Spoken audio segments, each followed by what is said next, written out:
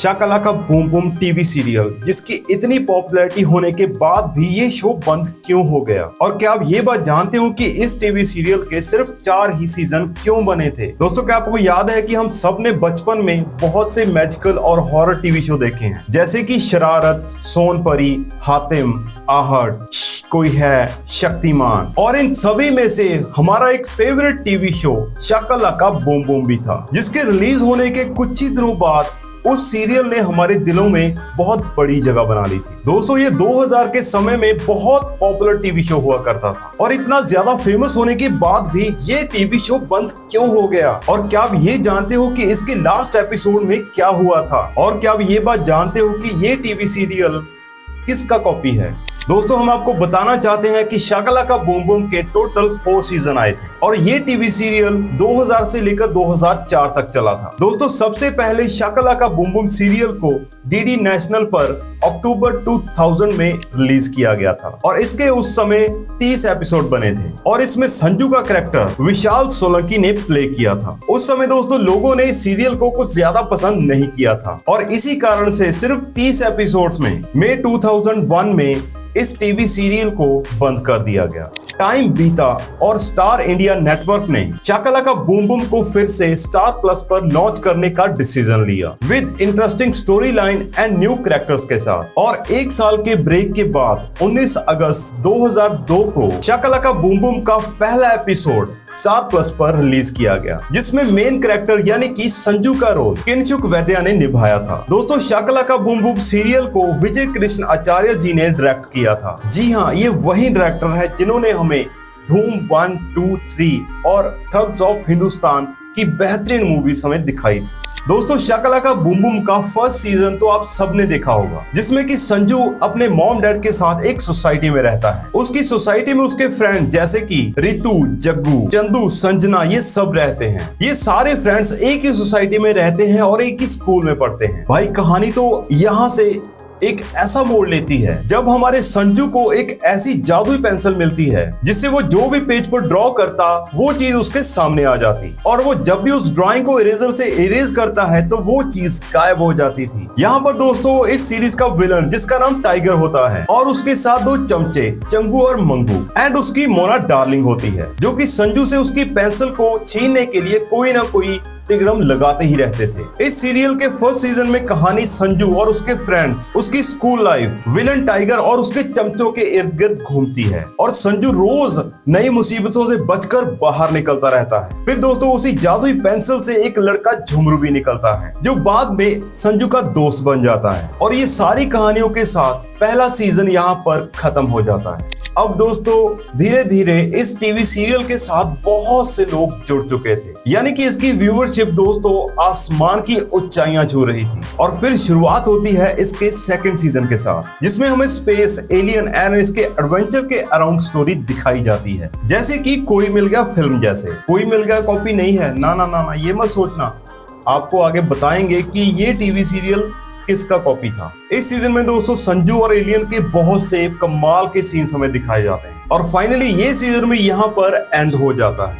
फिर आता है दोस्तों शाका लाका बूम बूम का 3rd सीजन, जिसमें हमें दोस्तों दिखाया जाता है कि संजू एक जादू स्कूल में पढ़ने जाता है, जैसे कि हैरी पॉटर में होता है, बट वो भी कॉपी नहीं है। और जिस स्कूल का नाम होता है जादू हाई स्कूल। और यहाँ पर रहकर संजू बहुत से नए नए जादू सीखता है और बहुत सारी एडवेंचरस चीजें भी करता है। और जब संजू अपनी पढ़ाई खत्म करके वापस एक मैजिकल कालीन से अपने घर वापस जा रहा होता है, तो कुछ ऐसा होता है कि वो प्रेजेंट टाइम यानी कि 2004 की बजाय अपने फ्यूचर यानी कि 2022 में पहुंच जाता है। इसी के साथ दोस्तों, शाका लाका बूम बूम का सीजन 4 यानी कि लास्ट सीजन हमें दिखाया जाता है। यहाँ पर आके दोस्तों, छोटा संजू अपने ही फ्यूचर वाले 2022 के अपने बड़े रूप से मिलता है, यानी कि दोस्तों 2022 में हमारा संजू काफी बड़ा हो गया है और अपने छोटे संजू को ये पता चलता है कि वो बड़ा होकर 2022 में एक बहुत बड़ा क्रिमिनल बन गया है और वो इंडियन गवर्नमेंट और पुलिस से बचकर भाग रहा है। कुछ ही एपिसोड्स के बाद दोस्तों, बहुत मुश्किल से वो दोनों जान पाते हैं कि वो दोनों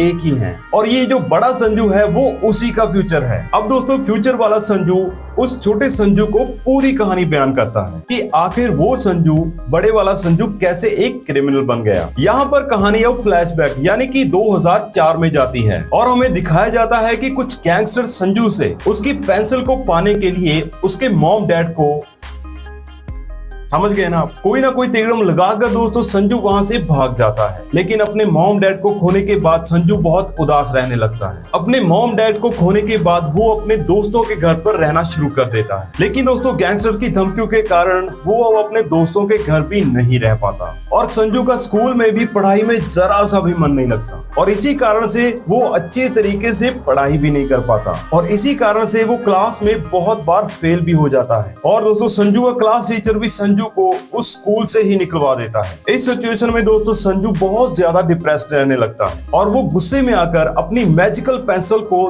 दूर फेंक देता है और संजू अब अपना गुजारा करने के लिए साइबर क्राइम जैसे अपराध करने लगता है। और यहाँ से शुरू हो जाती है संजू के क्रिमिनल बनने की कहानी। अब दोस्तों कहानी फिर से 22 में आती है। दोस्तों फ्यूचर वाले संजू से अब ये सारी बातें सुनकर हमारा छोटा संजू वापस पास यानी कि 2004 में जाकर अपना फ्यूचर बदलना चाहता है ताकि वो बड़ा होकर एक क्रिमिनल ना बनकर एक अच्छा इंसान बने। और तभी दोस्तों वहां पर एक पुलिस ऑफिसर की एंट्री होती है जिसका नाम शीना होता है। दोनों संजू मिलकर शीना को बड़ी मुश्किल से अपना सच बताते हैं कि आखिर ये सब कैसे हुआ। अब फाइनली शीना उनकी बात सुनकर उनके साथ हो जाती है और वो संजू की हेल्प करना चाहती है। अब फाइनली बड़ी मुश्किल से वो तीनों टाइम मशीन की हेल्प से वापस 2004 में चले जाते हैं। अब दोस्तों 2004 में आकर संजू अपनी जादुई पेंसिल की हेल्प से अपने मॉम डैड को बचा लेता है और उन सभी गैंगस्टर्स को भी पुलिस के हवाले कर देता है और इस तरह दोस्तों संजू सारा कुछ ठीक कर देता है जिससे वो फ्यूचर में एक क्रिमिनल ना बनकर एक अच्छा इंसान बने।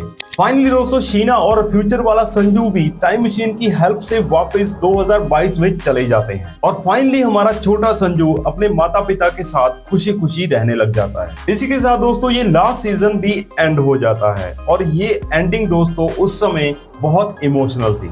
दोस्तों उस समय याद करो यानी कि हमारे बचपन में बच्चों में संजू की जादुई पेंसिल का बहुत ज्यादा क्रेज होता था। दोस्तों उस समय बच्चे स्टेशनरी शॉप पर जाकर वैसी ही संजू वाली पेंसिल खरीद कर घर पर ड्राइंग करने लग जाते थे इस उम्मीद में कि शायद उनकी भी वो पेंसिल जादुई निकले और जो भी चीज वो ड्रॉ करें वो उनके सामने आ जाए। पर जो भी हो दोस्तों वो दिन तो वापस नहीं आएंगे। लेकिन जब भी हम इसका नाम सुनते हैं या कभी इसके बारे में सोचते हैं तो हमें हमारे पुराने दिन याद आने लग जाते हैं। अब फाइनली हम आपको बताते हैं कि ये सबका इतना फेवरेट होने के बाद भी और इतनी अच्छी व्यूअरशिप होने के बाद भी आखिर उस समय के इस बेहतरीन शो को बंद क्यों करना पड़ा। तो अगर हम बात करें इसके मेन रीजन की तो वो था इसकी स्टोरी लाइन का खत्म होना। अब अगर हम सोचें तो इसके राइटर ने देखा जाए तो उसमें सारा कुछ दिखा दिया था, है ना, जैसे कि एलियंस का आना और उसका जादू स्कूल में जाना, फिर फ्यूचर में आके पास्ट में जाना, वो सारा कुछ दिखा दिया था। तो अभी उनके पास दिखाने को कुछ नहीं था। और दोस्तों 10 अक्टूबर 2004 को इसको स्टार प्लस से भी बंद कर दिया जाता है। तो दोस्तों अब बात कर लेते हैं कि ये शाका बूम बूम सीरियल किसका कॉपी है। तो दोस्तों हम आपको बताना चाहते हैं कि शाका बूम बूम का वो पेंसिल वाला कॉन्सेप्ट उठाया था साल 1989 में आए ब्रिटिश चिल्ड्रन टेलीविजन सीरीज से।